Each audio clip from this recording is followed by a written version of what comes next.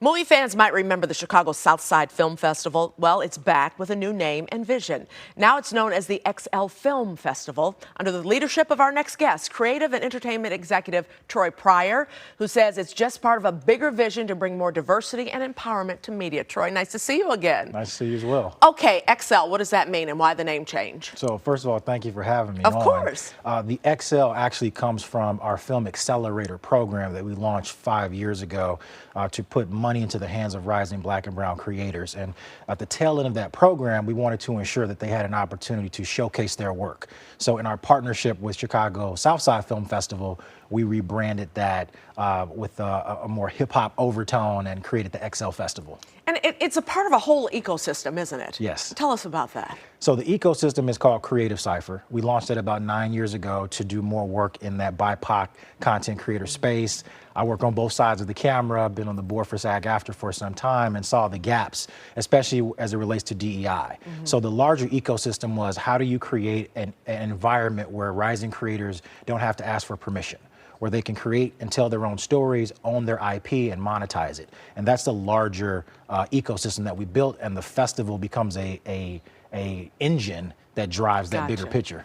I know a part of the film festival is a story or documentary on the Chicago Defender. That's very interesting. I mean, tell us about that, and why will we see ourselves in that documentary? I'm so excited about that project by Patrick Wimp, a good friend of mine, who's also the head of the film school at Second City.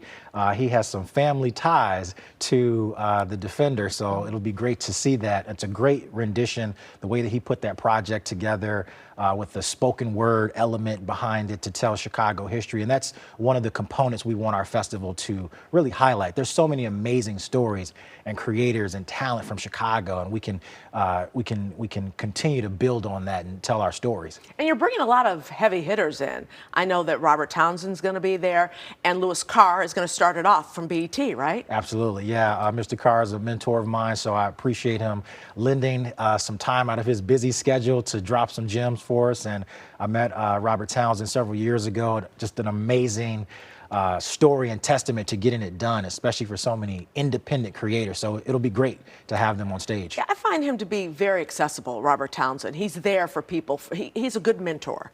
Absolutely. You can tell that he has a passion for teaching. He has a passion for passing the torch and spreading that knowledge. You know, oftentimes when you get to that level, it can be very difficult to connect. And he's shown that he has a great ability to connect with the next generation. There's some people out there who are probably saying, a big festival, why should I come? Why do I need to come? Why would I be interested in this film festival? So the film festival does a couple of things. Number one, it's creating a new tourism opportunity for the city. This year is a kickoff for a larger activation that we're going to do in 2024, which will actually be 10 days. So when you come out to the festival, you're going to see some amazing stories. Most of the individuals that are at the festival are looking for advice on how to build their career, and there's a lot going on in the entertainment industry right now. So you want to hear it from those that are navigating it at a very high level. You're talking about a lot going on in the entertainment industry, especially with SAG-AFTRA, who are on strike right now. What do we see as the future going on with the film industry? We've already know that the Emmys have been postponed, and some other things may be happening. I mean, do we see an end to this? Well, there will be some into this. I can speak to a degree on that, but at the end of the day, if you're doing work and you're being compensated for your work, you should be fairly compensated for that work. Technology is going to continue to increase and get better, specifically speaking to AI. So it's important to have protections in there. Creators are griots, they're storytellers, and there's even a lot going on in the country why it's so important to have BIPOC storytellers in positions to continue to preach the message or whatever it is that they want to tell. So it's important that we protect our creators, if we protect our performers. There will be an end at some point to this, but we just want to make sure that everyone is treated fairly. Do we see this strike opening up more opportunities for Black and brown filmmakers, for Black and brown actors? Well, what it does highlight is the importance of supporting independent filmmakers, and oftentimes those are filmmakers that may have not had the same level of access that other demos have had. So you may see an influx of Black and brown independent creators creating projects. At the end of the day, for Creative Cypher, that was our whole push initially, was how do you, as we say— And that's your company, we should say, yeah. Absolutely, yes, Creative Cypher. Our motto was eliminate the need for permission, which essentially speaks to supporting independent creators. And what's happening now is you have a lot of creators or artists that were on studio projects or on other projects that are saying, well, I don't have to just sit and wait for someone to provide an opportunity. myself. I can do it myself. So you will see an influx of energy going in that direction. Whenever I think of someone who did it themselves, I think of Spike Lee. He kind of started it all, didn't he, for Black and Brown people to do it themselves. Yeah, and I've been grateful to meet Spike, and he's actually talked about a lot of his process when he was going to school and just getting resources where he could from the school, and at the end of the day, just starting out. And I think back to Chicago with Robert Townsend and what he did with one of his initial films, Hollywood Shuffle. It was a masterpiece, but the story behind it was amazing. And we're actually telling the story behind the making of The Five Heartbeats, which is another classic that he put together.